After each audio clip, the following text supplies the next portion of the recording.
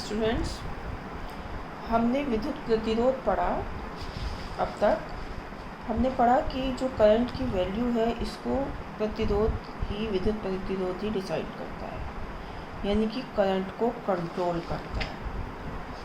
यानी हम कह सकते हैं कि चालक का वह गुण जो विद्युत धारा के प्रवाह का विरोध करता है वो चालक का प्रतिरोध या विद्युत प्रतिरोध कहलाता है, जिसका मात्रक हमने निकाला था ओम होता है। इसे R से डिनोट करते हैं, ओम होता है।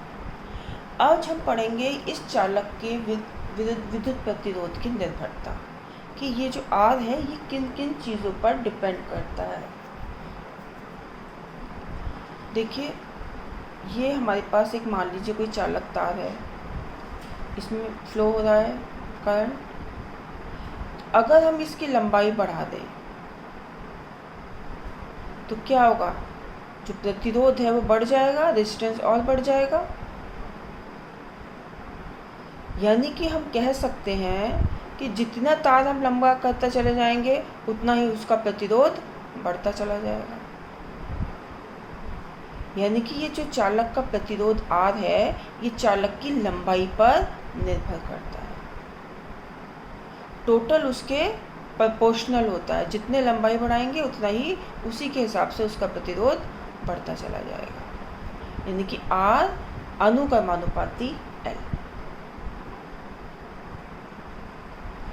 फिर देखिए चालक के क्षेत्रफल पर, यहाँ पर हमने इस क्षेत्रफल का एक तार लिया है, इसका क्षेत्रफल हमने बढ़ा दिया तो क्या हो गया, पार्टिकल्स और आराम से मूव करने लगेंगे, तो क्या होगा, प्रतिरोध घट जाएगा। इसको उसी तरह से सोचिए कि एक आप संकरी गली में जा रहे हैं तो आप धीरे धीरे गाड़ी चलाएंगे, आप एक चौड़ी हाईवे पे चले गए तो आपने तेज़ी से गाड़ी भगा दी। तो जैसे ही क्षेत्रफल बढ़ेगा रेजिस्टेंस कम हो जाएगा, क्योंकि उनको पार्टिकल्स को मूव करने के लिए कोई रास्ते में प्रतिरोध नहीं आएगा।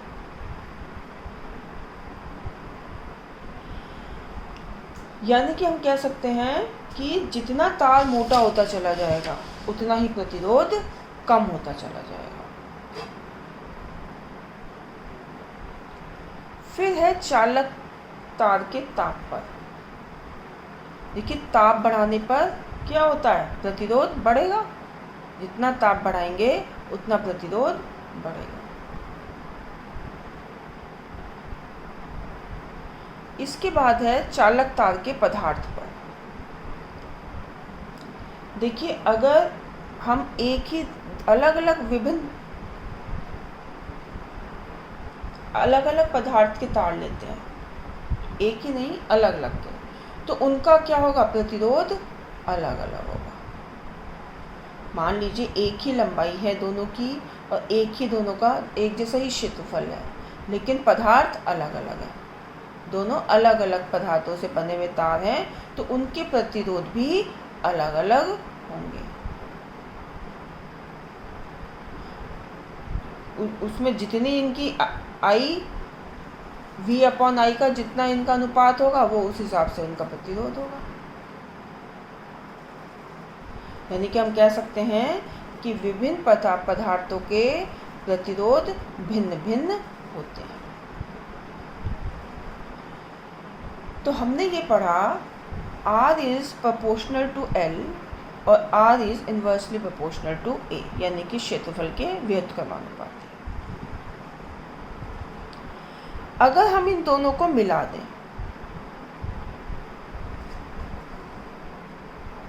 R is equal to L और R is proportional to 1/A, इन दोनों को मिला दें, दोनों ही R के हैं, तो R is equal to L/A हो जाएगा। यहाँ पर इस अनुक्रमानुपाती के निशान को हटाकर मैं कोई भी एक नियतांक लगाऊंगी।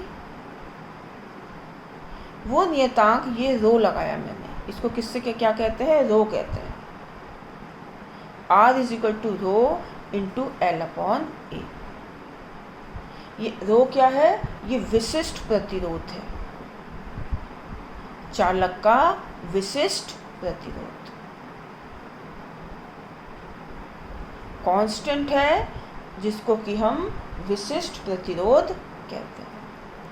अब मैं R को इधर ले गई तो हमारे पास रो बराबर किस क्या है, R की मल्टीप्लाई में A आ जाएगा ऊपर और L नीचे चला जाएगा, तो रो इज इक्वल टू हो जाएगा R into A upon L। यानी कि हम कह सकते हैं कि रो जो है एक नियतांक है जिसका मान चालक के पदार्थ पर निर्भर करता है। R एक कांस्टेंट है जिसका मान चालक के पदार्थ पर निर्भर करता है।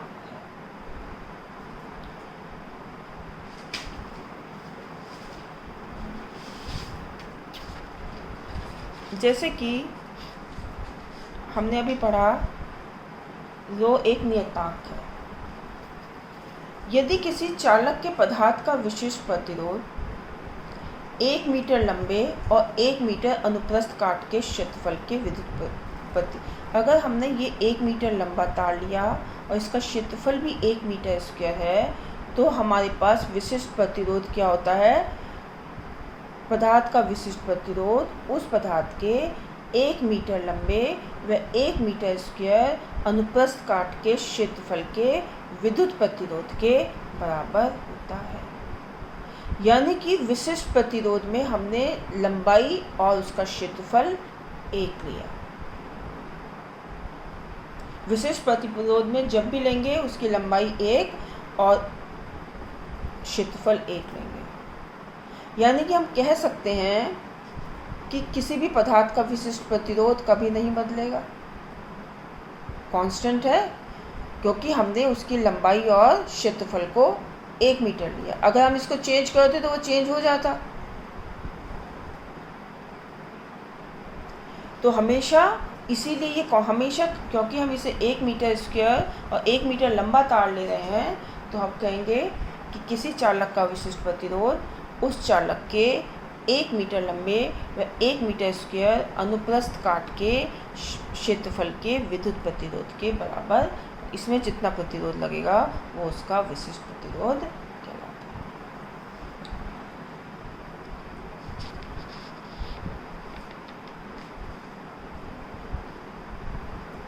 अब इसका हम जरा मात्रक निकालते हैं। ये तो देखिए, ये तो ऊपर का हो गया कि हमने मान लीजिए किसी इसमें 1 एम्पियर की धारा बही और 1 वोल्ट विभवांतर उत्पन्न हुआ, तो क्या होगा, वो 1 ओम होता है। ये आपने पढ़ा है ना। किसी चालक के सिरों का बीच 1 वोल्ट का विभवांतर उत्पन्न होने पर 1 एम्पियर धारा बहती है, तो चालक का प्रतिरोध 1 ओम होता है। अब विशिष्ट प्रतिरोध देखिए, विशिष्ट प्रतिरोध हमने रो बराबर निकाला R into A upon L। यहाँ R हमने अभी क्या बताया, चालक का प्रतिरोध 1 ओम होता है, अभी लिखा है ये, तो हमने R की जगह क्या लिख दिया, ओम। फिर A मतलब क्षेत्रफल, क्षेत्रफल का मात्रक होता है मीटर स्क्वायर, तो हमने लिख दिया मीटर स्क्वायर, बटे L का मात्रक होता है मीटर, तो बटे मीटर। 1 मीटर से 1 मीटर कट गया तो बचा ओम मीटर, ओम मीटर। तो विशिष्ट प्रतिरोध का मात्रक क्या हुआ, ओम मीटर।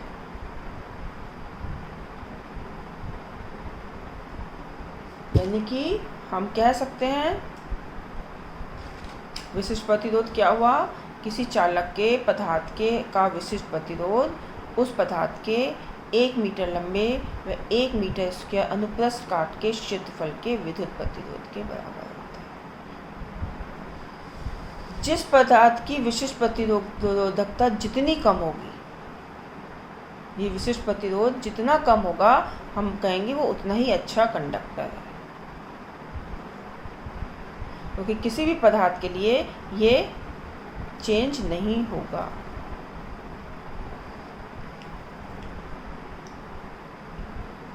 तो ये था बच्चों आपका